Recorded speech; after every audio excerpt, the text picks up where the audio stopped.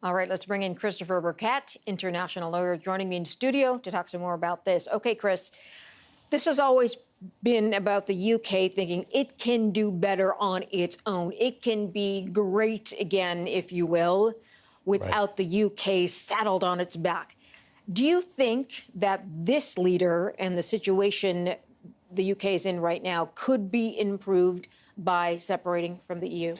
Well, I think there's certain aspects that could play in Britain's favor. Obviously, being part of the European Union brought with it great benefits. Largest trading bloc in the world. Obviously, after the Second World War and what had happened in Europe, it had been part of creating a prosperous, peaceful Europe. So a lot of benefits, and you can understand why people felt so strongly on the Remain side. Now, alternatively, those on the Leave side believed that they could do better outside the European Union, that taking back control, which was the main tagline of the Leave campaign, meant taking back control of borders, of being able to pivot and do trade deals with other countries. And the Brits are the 7th largest economy in the world. They obviously have a great and proud history as a trading nation. So I think there are those that believe that they can once again strike out and do their own trade deals and be stronger in the long run.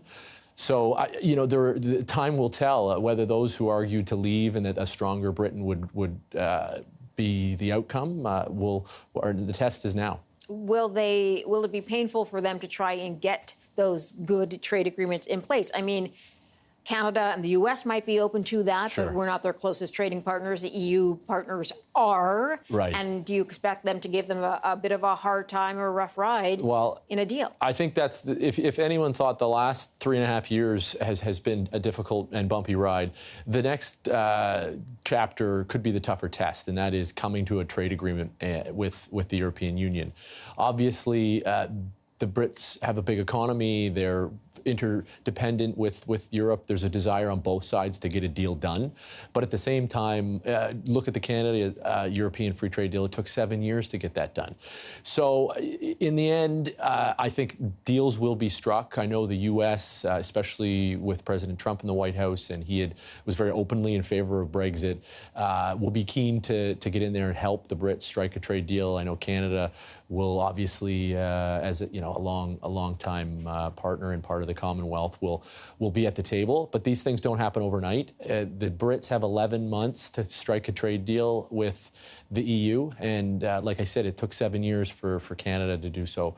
So it's going to be interesting times. I think for those that wanted to leave, really putting the power back into their elected officials was an important part of it, the sovereignty aspect. And so that certainly is achieved tonight. Very quickly, travel-wise, what will we see? Very little disruption in the short term. The next 11 months, the transition period is essentially a lot of the status quo. So on the ground, not much changing, but over the long term, this is a dramatic, monumental move. And as you can see, people in Parliament Square, many celebrating, and there are also some mourning the separation. Yeah, some will be crying in their beer, I'm sure. I'm sure. Chris Burkett, thanks for coming in. Thanks, Morella. Good to be here.